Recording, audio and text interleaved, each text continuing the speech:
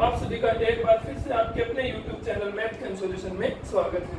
हम class 10th के chapter number 3 linear equation in two variable की एक्सरसाइज 3.2 सोल्व कर रहे हैं, जिसके अंदर आज हम क्वेश्चन नंबर 4 सोल्व करेंगे, जिसमें हमें गिवन है किसी 4 पार्ट्स गिवन है। हमें चेक करना है कि इनमें से कौन सा सॉल्यूशन कंसिस्टेंट है और कौन सा इनकंसिस्टेंट है। अगर इनमें से कोई सॉल्यूशन कंसिस्टेंट है तो उसको ग्राफिकली रिप्रेजेंट भी करना है। तो सिंपल है, हमें जैसे हमने लास्ट वीडियो में सीखा था कि कंसिस्टेंसी और इनकंसिस्टेंसी चेक करने के लिए क्या करेंगे, हम इनके कोएफिशिएंट्स का रेशियो निकालेंगे। अगर उसका कोई सॉल्यूशन है तो कंसिस्टेंट है और अगर उसका कोई सॉल्यूशन नहीं है तो वो इनकंसिस्टेंट है। ओके, सबसे पहले हम इसका फर्स्ट पार्ट का रेशियो निकालते हैं। x के कोएफिशिएंट्स लिखते हैं 1/2, ये भी 1/2 और ये 5/10। ये x के साथ 1 है, x के साथ 2 है 1/2, या y के साथ 1, y के साथ 2 1/2, या कांस्टेंट में 5/10 है। अब ये कैंसिल करेंगे तो 1/2 होगा, ये भी 5 1 जा 5 5 2 जा 10। तो ये तीनों के तीनों क्या आ गए, इक्वल आ गए। अगर तीनों के तीनों इक्वल आते हैं तो क्या होता है बेटा, कंसिस्टेंट होता है। और कंसिस्टेंट के साथ सॉल्यूशन कौन सा होता है, इनफाइनाइट मैनी। यानी इसका इनकंसिस्टेंट सॉल्यूशन है तो हमें इसको ग्राफिकली ड्रॉ करना पड़ेगा। चलो एक और सॉल्व करते हैं इसका अगला पार्ट। x के कोएफिशिएंट्स देखें 1/3, y के कोएफिशिएंट -1/-3 और इसके 8/60। ये 1 से 1 कैंसिल हो गया, ये 8 1 जा 1, 8 2 जा 60। ये बना हमारे पास 1/3 और ये 1/2। ये दोनों इक्वल है पर ये दोनों इक्वल नहीं है। पहले दोनों इक्वल और लास्ट वाला इक्वल ना हो तो सॉल्यूशन होता है हमारे पास इनकंसिस्टेंट। और इनकंसिस्टेंट के अंदर कौन सा सॉल्यूशन आता है बेटा, इनकंसिस्टेंट के अंदर आता है हमारे पास no solution. Okay, third part को चेक करते हैं। x के कोएफिशिएंट्स लेंगे, यहाँ 2, x का यहाँ 4, 2/4, यहाँ पे 1/-2 और ये कांस्टेंट कोएफिशिएंट इस बार इधर है, दोनों तो लिख लेते हैं -6 एंड -4। ये 2 1 जा 1, 2 2 जा 4, ये माइनस से माइनस कैंसिल हो गया, 2 से 3 कैंसिल हो रहा है, 2 3 जा 6, 2 2 जा 4। ये तो बन गया 1/2, ये -1/2, क्योंकि माइनस है तो उसको ऊपर या नीचे कहीं ले लो, कोई ज्यादा फर्क नहीं पड़ता। और ये हो गया 3/2। अब ये देखो क्या ये दोनों इक्वल है, नहीं, ये प्लस का है ये माइनस का, तो ये इक्वल नहीं है। अगर पहले दोनों इक्वल नहीं हो तो लास्ट को चेक करने की जरूरत ही नहीं होती। इसका कौन सा सॉल्यूशन होता है, यूनिक। इसका यूनिक सॉल्यूशन है और यूनिक सॉल्यूशन के अंदर क्या आएगा, कंसिस्टेंट। अगर हम इसका फोर्थ पार्ट देखें, यहाँ देखो x के कोएफिशिएंट 2/4, यहाँ y के कोएफिशिएंट -2/-4 और कांस्टेंट के -2/-5। माइनस से माइनस कैंसिल, माइनस से माइनस कैंसिल, 1 1 2 1 जा 2, 2 2 जा 4, 2 1 जा 2, 2 2 जा 4, वो कैंसिल नहीं हो रहे। ये बच गया 1/2, ये 1/2 और ये 2/5। ये दोनों इक्वल है पर ये दोनों इक्वल नहीं है। किस कंडीशन की बात आ गई यहाँ पे, नो सॉल्यूशन की। और नो सॉल्यूशन के साथ हमें कौन सा करना है, नो सॉल्यूशन किसमें होता है, इनकंसिस्टेंट। ये हमने फाइंड आउट कर लिए। अब इनमें से दो सॉल्यूशन कंसिस्टेंट आए हैं, फर्स्ट पार्ट और थर्ड पार्ट। इन दोनों को हमें ग्राफिकली भी ड्रॉ करना है, तो अभी हम इसको ग्राफिकली बनाते हैं। तो ये हमारे पास फर्स्ट और थर्ड पार्ट बचा जिनकी सॉल्यूशन कंसिस्टेंट है, तो इन दोनों के हम ग्राफ बनाने जा रहे हैं। ग्राफ बनाने के लिए सबसे पहले हमें क्या करना है बेटा, सबसे पहले हमें टेबल बनानी है। तो हम ये दोनों इक्वेशन लिख लेते हैं, x + y = 5 और ये दूसरी है 2x + 2y = 10। टेबल सिंपली बनानी है, कल ही मैंने आपको सिखाई थी। ये x एक्सिस, ये y एक्सिस। x मैंने कहा था एक बार x की जगह 0 पुट करो, एक बार y की जगह 0 पुट करो। पहले x की जगह 0 पुट करते हैं, तो x की जगह 0 पुट करेंगे तो फिनिश हो गया। y की वैल्यू क्या आ गई, 5। अब y की जगह 0 पुट करेंगे तो y की जगह 0 हो गया, तो x की वैल्यू क्या आ जाएगी, 5। सेम इसकी टेबल बनाओ, x y। अब यहाँ पे x की देखो, x की जगह अगर मैं 0 पुट करूंगा तो ये फिनिश हो गया। y कितना आएगा, 2y = 10 आएगा, 2 उधर डिवाइड में जाएगा, 10/2 क्या आ गया, 5। और y की जगह अगर 0 पुट करूंगा तो 2y 0 हो गया, 2x = 10, 2 को उधर डिवाइड में लेके जाएंगे, 10/2 क्या आ गया, 5। देखो दोनों की सेम टेबल बन रही है, इट मीन दोनों का ग्राफ भी क्या बनेगा, सेम बनेगा। चलो हम ग्राफ बना देते हैं। हमारे पास ये है, ये x एक्सिस, ये y एक्सिस। ये ओरिजिन वैल्यूज ले लेते हैं 1 2 3 4 5, इधर भी 1 2 3 4 5। ये -1 की कोई वैल्यूज है नहीं, फिर भी सिंबल दर्शाने के लिए हम एक आधी वैल्यू ले लेते हैं। x0 y5, x0 यहाँ पे होता है और y5 यहाँ पे, दोनों का कॉमन पॉइंट ये हो गया। और x5 y0, x5 है y0 इसी लाइन पे होता है, तो दोनों का कॉमन पॉइंट ये, यानी ये तो 5,0 और ये 0,5, दोनों पॉइंट को मिलाने वाली लाइन ड्रॉ कर दो। ये किसकी इक्वेशन होगी? x + y = 5। सेम अगर हम इसको सोल्व करें तो x0 y5 यही बनेगा 5,0। दूसरी लाइन भी क्या आएगी? बिल्कुल इसके ऊपर आएगी, जिसकी इक्वेशन होगी 2x + 2y = 10। This is the graphical solution of first part. आसान है ना? अब इसका बनाते हैं हम बेटा, इसको सोल्व करते हैं। टेबल बनाने के लिए क्या करेंगे? 2x + y, ये -6 इधर है, इसको उठा के इक्वल में ले लो। सेम इसमें करेंगे 4x - 2y = 4, उधर चला गया। इसकी टेबल बनाओ फटाफट। ये x ये y, x की जगह 0 पुट करेंगे, x खत्म हो गया, y की वैल्यू 6 आ गई। y की जगह 0 पुट करेंगे, y जी खत्म हो गया, 2x = 6 आएगा। 2 उधर डिवाइड में चला जाएगा, तो x की वैल्यू कितनी आ जाएगी बेटा? 3 आ जाएगी। इसकी टेबल बनाएंगे। अगर x की वैल्यू मैं 0 पुट करता हूँ, x की जगह मैंने 0 पुट किया तो फिनिश हो गया। y की वैल्यू क्या हो जाएगी? -2 डिवाइड में y -2 आ जाएगा। y की जगह 0 पुट करता हूँ तो फिनिश हो गया। 4x = 4 होगा, 4 डिवाइड में जाएगा, x की वैल्यू 1 आ गई। इसका ग्राफ बनाते हैं।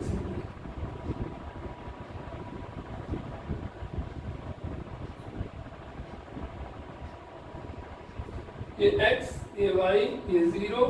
वैल्यूज देखो, x की 3 1, y की 6 तक जा रही है, तो 1 पे ले लेते हैं। 1 2 3 4 5, y1 2 3 4 5 6। y नेगेटिव भी जा रहा है तो नेगेटिव भी ले लेते हैं।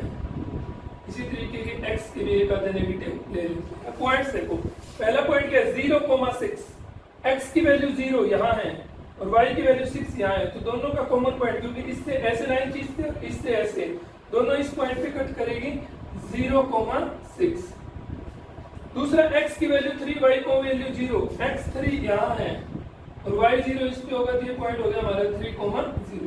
इन दोनों को मिलाने वाली लाइन ड्रॉ कर दो। अब इसको सोल्व करते हैं। x0 y -2, x की वैल्यू 0, y की वैल्यू -2, पॉइंट होगा यहाँ पे। और x1 y0, x की वैल्यू 1, y की वैल्यू 0, वो पॉइंट होगा यहाँ। इन दोनों को मिलाने वाली लाइन, इनके ऊपर हम ड्रा कर देंगे। ये इक्वेशन क्या थी? 2x + y = 6 और ये 4x - 2y = 4। अब ये दोनों एक पॉइंट पे इंटरसेक्ट कर रही है। अगर हमें x और वैल्यू y की वैल्यू निकालनी है, x से परपेंडिकुलर ड्रा कर दो और y से परपेंडिकुलर ड्रा कर दो। ओके, तो ये हमारे पास आ जाएगा। तो यहाँ x की वैल्यू भी कितनी आएगी? 2 और y की वैल्यू भी कितनी आएगी? 2। ये इसको मिलेगा 1 जाएगा। अगर आप ग्राफ पेपर पे या फेयर बनाओगे स्केल के हेल्प से, तो हमारे पास एग्जैक्ट आएंगे। अब एक बार देखो, ये कंसिस्टेंट था, इनफाइनाइट मैनी सोल्यूशन था, तो कौन सी लाइन बनी? कोइंसिडेंट। ये यूनिक सॉल्यूशन था, तो इंटरसेक्टिंग लाइन बनी, यानी कि एक कॉमन पॉइंट के ऊपर दोनों ने इंटरसेक्ट किया। क्वेश्चन नंबर 5 है बेटा हमारे पास, कहता है half the perimeter of A rectangular garden. एक रेक्टेंगुलर गार्डन है उसका, अगर इसके पेरीमीटर का हाफ करें तो पेरीमीटर क्या होता है कि सम ऑफ ऑल साइड। इसके पेरीमीटर का क्या फॉर्मूला होता है? 2x + 2y, मतलब 2 कॉमन निकाल लें, x + y। ये पेरीमीटर का फॉर्मूला होता है रेक्टेंगल का। तो रेक्टेंगुलर गार्डन है, उसका पेरीमीटर का अगर हाफ करेंगे तो क्या बचेगा? x + y। अब इसके बीच में एक दूसरी कंडीशन दे दी इसने। क्या कंडीशन दी? whose length is 4 metre more than its width। अब जिसकी जो लेंथ है ना, वो विड्थ से 4 मीटर ज्यादा है। मतलब लेंथ कितनी? x, अगर मतलब अज्यूम करेंगे x और विड्थ को y अज्यूम करेंगे, तो विड्थ में अगर 4 ऐड कर दूं मैं, तो वो लेंथ की इक्वल हो जाएगा, यानी x = y + 4 आ जाएगा। इज 36 मीटर, और ये 36 मीटर जो क्या दिया? वो दिया हाफ ऑफ पेरीमीटर। तो यहाँ दो कंडीशन दे दी हमने, उनको हम सोल्व करते हैं। सबसे पहले हम अज्यूम करते हैं कि let us assume length of garden is x और let width of garden is y metre. Okay, according to question के अकॉर्डिंग फर्स्ट कंडीशन क्या है बेटा, हाफ ऑफ पेरीमीटर क्या है 36 मीटर है। हाफ ऑफ पेरीमीटर मतलब x प्लस वाई हो गया, ये पूरा 2 इंटू एक्स प्लस वाई, इसका हाफ करेंगे तो 2 से 2 कैंसिल हो जाएगा, x प्लस वाई वो किसके इक्वल दिया हमें 36 मीटर के। और दूसरी condition length is 4 metre more than its width, length कितनी है हमारी x और वो क्या है विड्थ से 4 ज्यादा है, तो विड्थ में अगर मैं 4 जोड़ दूं तो दोनों इक्वल हो जाएंगे, y को इधर उठा लो x minus y equal to 4। हमें लेंथ और ब्रेड्थ फाइंड आउट करनी है, वो फाइंड आउट करने के लिए हम अभी क्या करने जा रहे हैं, इनको सोल्व करने जा रहे हैं, ग्राफिकली सोल्व करना है। ओके, तो दोनों इक्वेशन दे रखी है x plus y equal to 36 और दूसरी x minus y equal to 4। सीधी टेबल बनाएंगे हम बेटा, ये x ये y, x की जगह जब 0 पुट करेंगे तो y कितना हो जाएगा 36 और y की जगह 0 पुट करेंगे तो x कितना हो जाएगा 36। सेम यहाँ पे करेंगे, x की जगह जब 0 पुट करेंगे तो y कितना हो जाएगा -4, y की जगह 0 पुट करेंगे x कितना हो जाएगा 4। देखो x की जगह 0 पुट किया तो माइनस वाई इक्वल टू 4 आएगा ना, माइनस उधर ले जाएंगे, y की वैल्यू -4 आ जाएगी, y 0 पुट करेंगे तो x इक्वल टू सीधा 4 बच जाएगा। ओके, अभी हम इसका ग्राफ बनाने जा रहे हैं, ये हमने ड्रॉ कर लिया है। अब x की वैल्यू 0, y की वैल्यू 36, x 0 यहाँ पे और y 36 यहाँ होगा, 35 और 40 के बीच में लगभग यहाँ से अप्रोक्स 0,36 और x 36 y 0, x 36 x axis पे अप्रोक्स यहाँ से होगा और y 0 इसमें आ जाएगा 36,0। इन दोनों पॉइंट को ज्वाइन करने वाली हमने लाइन ड्रॉ कर दी, जिसकी इक्वेशन क्या है x plus y equal to 36।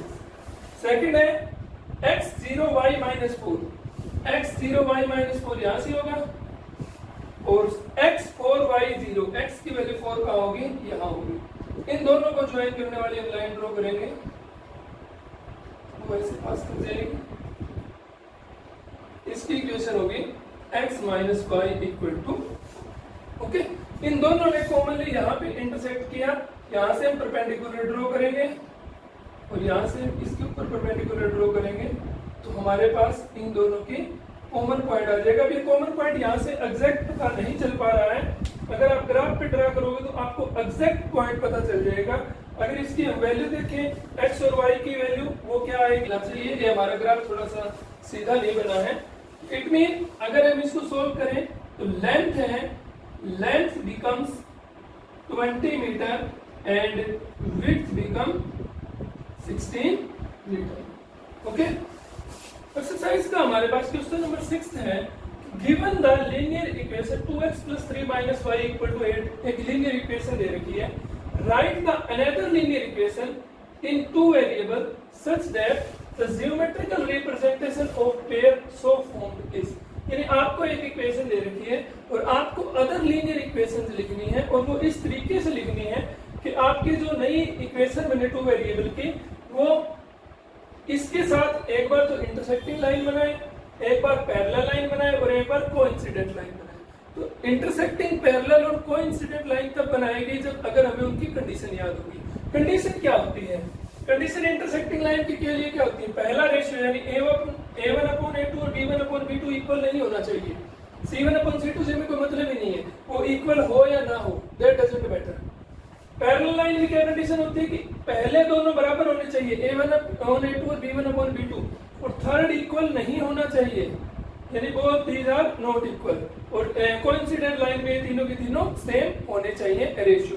तो इसी के अकॉर्डिंग हम बनाएंगे, जैसे इसके साथ लिखते हैं ये equation 2x plus 3y minus 8 equal to 0 है।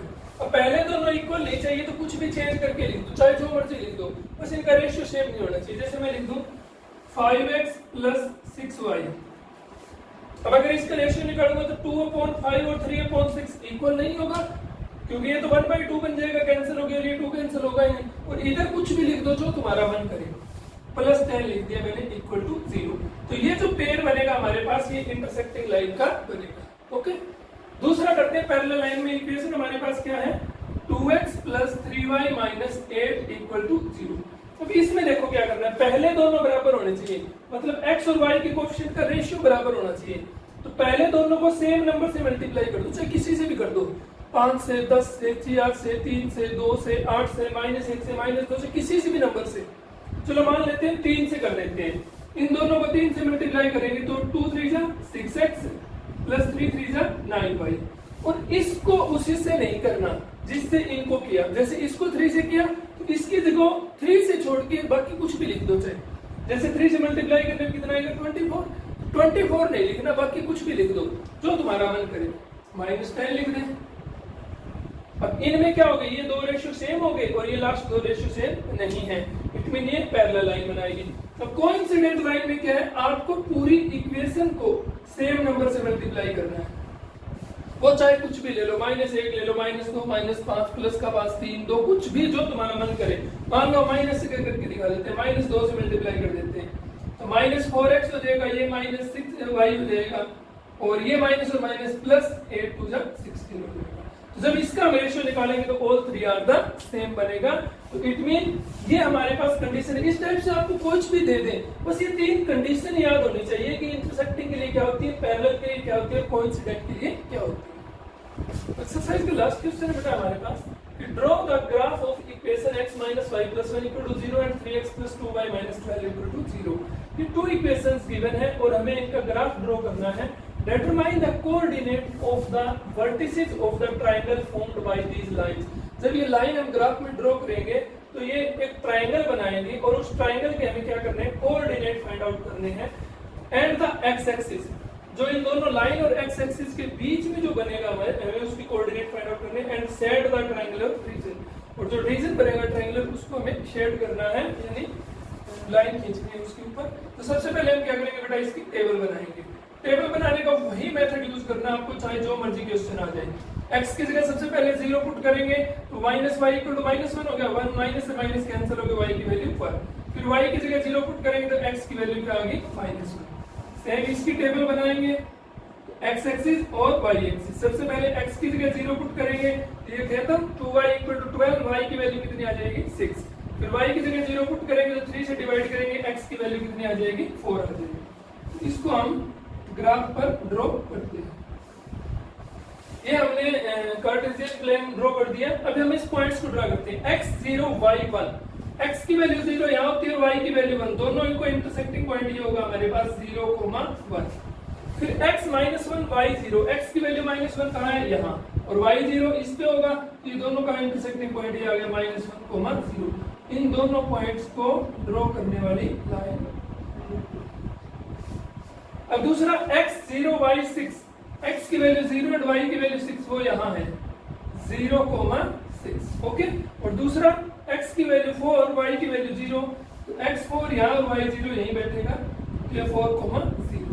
इन दोनों पॉइंट को मिलाने वाली लाइन ड्रॉ कर दो विद हेल्प ऑफ स्केल, और इनके ऊपर इक्वेशन नोट कर दो। ये हमारी 3x + 2y = 12 और ये थी हमारी x - y = -1। ओके, यहाँ क्या गया था कि +1 = 0 था, तो +1 को उठा के उधर ले आए थे -1। यहाँ पे -12 को उधर ले जाएंगे, +12 बना दिया था। अब क्या कहता है ये कि जो सबसे पहले कोऑर्डिनेट फाइंड आउट करो x एक्सिस और इन दोनों लाइन के बीच में। x एक्सिस ये है और ये दोनों लाइन ये है, तो यहाँ 3 कोऑर्डिनेट बन गए, एक ये और एक ये और एक ये, यानी इसको मान लें a, इसको b और इसको c। तो ये कोऑर्डिनेट बता रहे हैं। कोऑर्डिनेट ऑफ ए क्या होंगे बेटा, कोऑर्डिनेट ऑफ ए की कोऑर्डिनेट फाइंड आउट करते हैं। फाइंड आउट करने के लिए क्या करोगे, इससे x एक्सिस पे ड्रॉ कर दो और y एक्सिस पे ड्रॉ कर दो। x का पॉइंट क्या है बेटा 2 और y का पॉइंट क्या आया 3। कोऑर्डिनेट ऑफ b, b की कोऑर्डिनेट तो हमें पता ही है क्या है -1, 0, और कोऑर्डिनेट ऑफ c वो है हमारे पास 4, 0। और उसके बाद इसने कहा कि जो ट्रायंगुलर रीजन बना है उसको शेड करो। शेड करेंगे तो क्या करेंगे, इसके ऊपर ऐसे लाइन लगा देंगे, ये हमारे पास शेड हो गया जो ट्रायंगुलर रीजन बना था। इसी के साथ हमारी एक्सरसाइज 3.2 फिनिश हो गई। इसके एग्जांपल्स आपको जरूर करने हैं, बहुत इंपॉर्टेंट एग्जांपल्स हैं। Thank you.